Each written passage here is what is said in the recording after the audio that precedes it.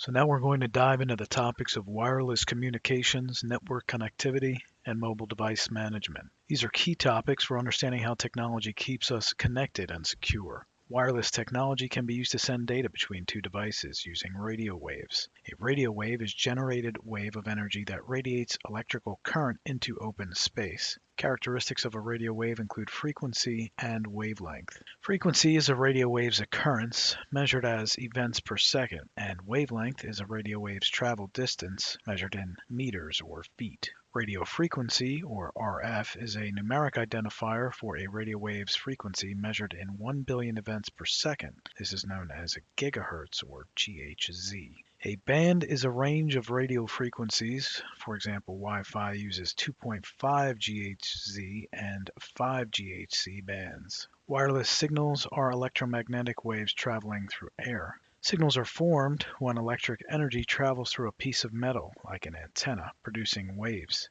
These waves can travel some distance depending on the signal power and environment, such as concrete, wood, or metal walls. Wireless devices use signals in transmission of data, and the signal frequency determines the type of transmission used. Types of wireless signals include narrowband, wideband, broadband, and baseband. A narrowband signal occupies a narrow frequency range or has a small bandwidth. A wideband signal has a larger bandwidth. Broadband is a wide bandwidth data transmission generating an analog carrier frequency, which carries multiple digital signals or multiple channels. It can be used for transmitting cable TV, and in the context of internet access, broadband is any dedicated internet access with higher access speed than dial-up. Baseband is the frequency range occupied by a signal before modulation. A baseband radio processor, also known as a baseband processor or BP, is a network interface controller chip managing the radio functions. A synthesized tune or a microphone audio-digital signal output uses a baseband signal.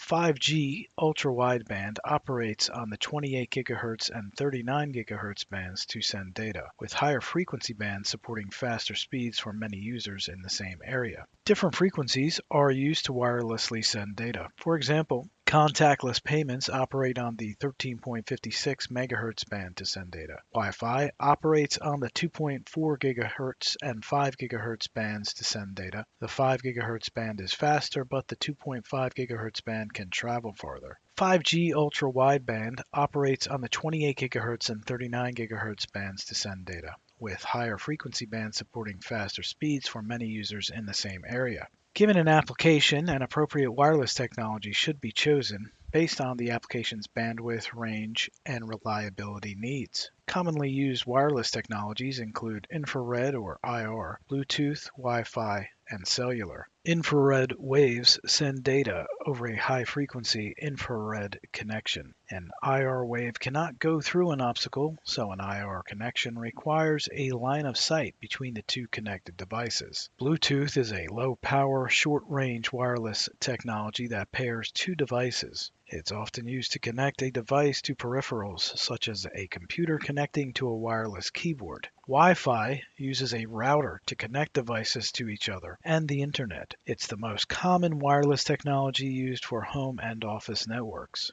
Cellular uses cell towers to send data to mobile services and devices like smartphones and tablets. A cellular network is provided by a carrier like AT&T or Verizon, for example, and all data is sent using cellular technology, traveling through a network managed by the outside organization. Other less used wireless technologies exist with specific functions or lower bandwidth capabilities. Radio frequency identification, or RFID, uses a tag and a reader to identify and track objects. A physical tag is attached to or embedded in the object, and when a reader is within range, it receives data from the tag. Near-field communication, or NFC, instantly connects two devices in close proximity. It's based on RFID, but it allows each device to act as a tag or a reader. So data can be sent in either direction. Now let's look at common wireless connectivity. A cellular network is a wireless network composed of a small geographic area called cells, made up of central towers for communication and wireless devices. A subscriber identity module, or SIM card, is a smart card storing identification information and connecting a cellular phone to a specific cellular network. Some mobile devices replace SIM cards with eSIM embedded in the device to connect it to the cellular network. A mobile carrier can lock a device to only work with its network. Carrier unlocking then allows the device to work with any carrier cell network. Four cellular network technologies exist. First, Global System for Mobile Communications, or GSM, is a European developed protocol used by the second generation or 2G of wireless mobile communication. Second, Code Division Multiple Access, or CDMA, is the underlying channel access method used by the third generation or 3G of wireless mobile communication. Third, Long-Term Evolution, or LTE, is the wireless broadband communication standard used by the fourth generation or 4G of wireless mobile communication.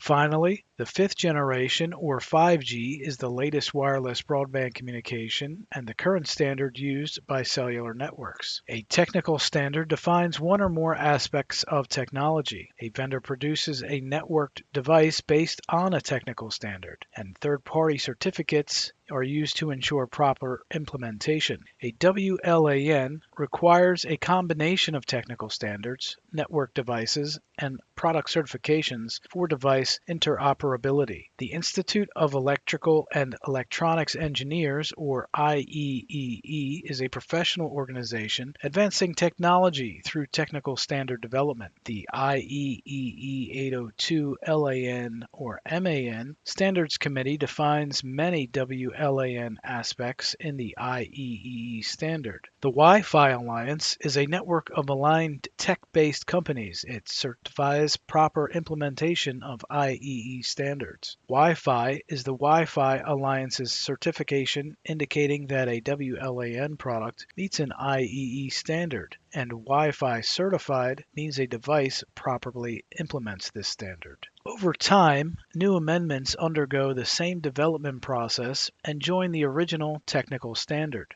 A hardware advancement enables a wireless access point, or WAP, to achieve faster speeds. IEEE recognizes the need to standardize this. The appropriate IEEE Standards Committee commissions a working group to draft a new standard. The new WAP is usually produced while the standard is ratified. Once ratified, the Wi-Fi Alliance begins certification. If the WAP meets the standard, it receives the Wi-Fi certified logo. New amendments continue this process. Certain steps include recognizing the need for a standard due to faster WAPs, then drafting it, producing the WAPs during ratification, certifying it, and then integrating the amendments. Bluetooth is a short-range wireless technology enabling nearby device connections, linking a main device with peripherals. Bluetooth communications typically occur between paired devices. Pairing establishes a trusted connection using encrypted communication for data exchange. Pairing starts when two devices must communicate. One becomes discoverable, notifying nearby devices of its existence. A device such as a smartphone, for example, sends a pairing request. A tablet will challenge the smartphone for a Bluetooth personal identification number, or PIN. If the correct PIN is provided by the phone, then they pair, enabling encrypted data exchange. Mobile devices share resources via tethering hotspots or USB on the go. Hotspots are self-contained units receiving a cellular data signal to connect mobile devices, sending and receiving signals to a cellular tower. They're designed for a specific carrier and require a cellular data-only plan, providing only internet access to mobile devices. Tethering connects a device without Wi-Fi to one with connectivity. For example, a laptop tethered to a smartphone via cabling or using wireless connection. Some phones share Wi-Fi by tethering to a hotspot configured phone using Wi-Fi, Bluetooth, or USB for mobile data. USB on the go, or OTG, allows USB devices to host others like flash drives, cameras, mice, or keyboards. Devices switch roles, such as a phone reading media as a host or acting as a storage when connected to a computer. Now let's look at WLAN standards. The 2.4 GHz band is a lower frequency, longer wavelength band used in WLAN. IEEE 802.11 standards update with advancements, rolling up legacy standards for interoperability. A site survey evaluates RF behavior to achieve roaming, simplify association, and meet security requirements. Roaming refers to a device's ability to maintain seamless WLAN connectivity, while association is its ability to discover and connect to a WLAN. Site surveys occur before, during, and after deploying equipment using hardware, software, and procedures to ensure performance. A site survey identifies infrastructure for a service set and its configurations. A service set is a group of wireless devices with three types. 1. An independent basic service set, or IBSS, without a WAP, a basic service set, or BSS, with at least one WAP and a single SSID, and an extended service set, or ESS, with at least two WAPs sharing the same SSID. A service set identifier, or SSID, is a logical name for a service set which aids BSS or IBSS connection. Other identifiers include a basic service set identifier, or BSSID, the WAP's MAC address for association. The SSID keeps packets in the WLAN, and BSSID changes with a new AP while SSID stays the same. An independent service set identifier, or IBSSID, is the SSID for an independent basic service set. It connects devices without an AP for file sharing. An extended service set identifier, or ESSID, names all basic service sets in a network with multiple WAPs. An extended service set forms when multiple WAPs share a service set identifier. A Wi-Fi analyzer is a software tool that evaluates RF behavior using heat map and visually representing the coverage. Surveys factor in application resource requirements, as many are sensitive to performance issues. They address physical security via the WAP placement, as well as antenna polarization, power level adjustment, client isolation, and guest network isolation. Wi-Fi device association issues may arise without a survey. This also meets roaming and security needs. Surveys identify neighboring WLANs and devices, pinpointing noise and interference sources to mitigate performance issues. Site surveys ensure WLAN performance across deployment stages, as heat maps show coverage but not the causes of dead spots. A wireless LAN or WLAN controller manages Wi-Fi access points in enterprise networks, with advanced models offering intrusion prevention as well. Two WLAN deployment types exist. First, centralized deployment consolidates the network for easier upgrades and advanced functionality, with on-site controllers in a central location. It is used when buildings and networks are close. Distributed deployment converges wired and wireless on an access switch, handling both roles. WAPs offer independent intelligence but coordinate control. Let's look at WLAN authentication. WLAN authentication options include open authentication, pre-shared key or PSK, and extensible authentication protocol. Open authentication requires no credentials before WLAN association. This is common in public WLANs like coffee shops, for example. PSKs require a shared password used in home WLANs, for example. Extensible Authentication Protocol is an authentication framework that uses unique login credentials via a radius server. It is typical in enterprise and company functions using WLANs. IEEE 802.1x mandates authentication for LAN NWLAN access. Some common attacks associated with LAN or WLAN access include rogue AP, where an authorized WAP captures data, evil twin, where an attacker's WAP mimics a legitimate SSID to steal data, on-path attacks, intercepting data between user and WAP, possibly via DNS poisoning, and deauthentication by invalidating authentication with a spoofed MAC address. Jamming is another type of LAN which uses a high-power signal to disrupt communication and then enables channel-based on-path attacks against a WAP's TKIP or Temporary Key Integrity Protocol. Now let's look at Bluetooth security. Bluetooth attacks include bluejacking, bluesnarfing, and bluebugging. Bluejacking sends unsolicited prank messages to nearby Bluetooth devices. Bluesnarfing connects to a device to download files without user knowledge, sometimes alerting files using the Object Exchange or OBX protocol for transfers, such as pictures or contacts. Bluebugging controls a device for the sake of eavesdropping over forwarding calls, for example. Prevention of these attacks includes turning Bluetooth off when unused, limiting discoverability to pairing, and changing default pins, which may be known to attackers. Let's look at embedded systems. An embedded system is a specialized computer within a larger system that is used for specific tasks with designated hardware and software. Custom firmware or aftermarket firmware refers to third-party modified firmware which adds features or unlocks functionality. Over-the-air or OTA firmware delivers updates wirelessly to enhance devices post-deployment. This fixes bugs and vulnerabilities. Many applications have time constraints. A real-time operating system, or RTOS for example, prioritizes processing within tight boundaries. It is used in baseband processors managing radio functions, such as in iPhones. The Internet of Things, or IoT, involves internet-connected devices for sensing and automation of many embedded systems. Facility automation uses IoT devices like security cameras for routine tasks. Common IoT devices can include sensors measuring properties like digital temperature or humidity gauges. They also include devices like smartphones that are processing data and can use various types of apps. Wearables like smartwatches can also be categorized as IoT devices. Unlike PCs, IoT devices aren't organization controlled, which can raise risk concerns.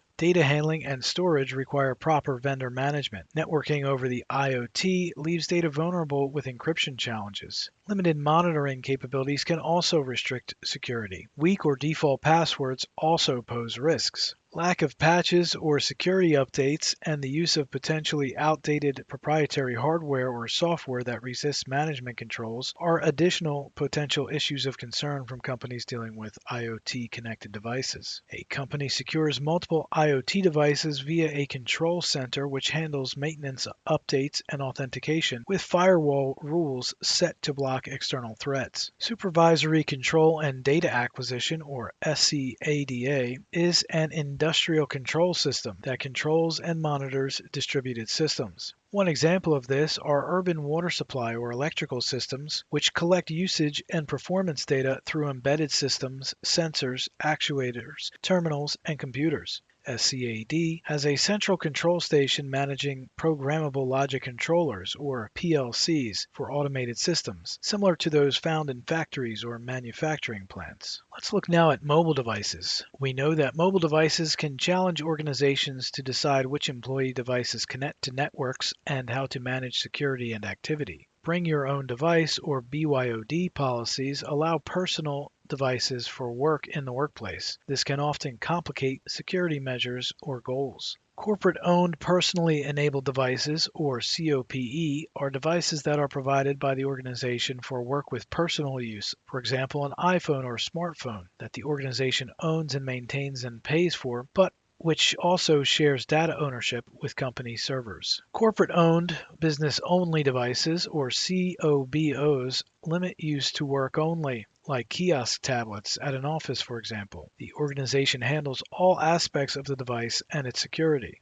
Choose Your Own Device, or CYOD, lets employees pick from a list of available corporate or company devices. For example, Android phones. They are organization managed with shared ownership of data, but also allow for personal use. Employees using laptops and smartphones anywhere, anytime can also pose security risks. Initial device-focused solutions involved into mobile device management, or MDM, is one area of concern. This refers to a cloud or on-premise model for monitoring endpoints. It improves workforce productivity by lowering the risk associated with systematic cybersecurity concerns. This also enables growth for the company while optimizing spending by tracking company devices. Enterprise Mobility Management, or EMM, organizes mobile devices like phones and laptops, covering BYOD with scalable AI-driven security. Unified Endpoint Management, or UEM, secures computers and mobile devices, protecting personal and enterprise data with updates. Mobile Application Management, or MAM, controls applications like Outlook, for example, for company compliance. Employees may resist monitoring on personal devices. This causes organizations to have to worry about data vulnerability. Virtual Desktop Infrastructure, or VDI, uses virtual machines for desktops. This allows storing of data on servers via a broker, which reduces breach risks. Client-based VDI installs apps on devices, while browser-based uses web access to run applications.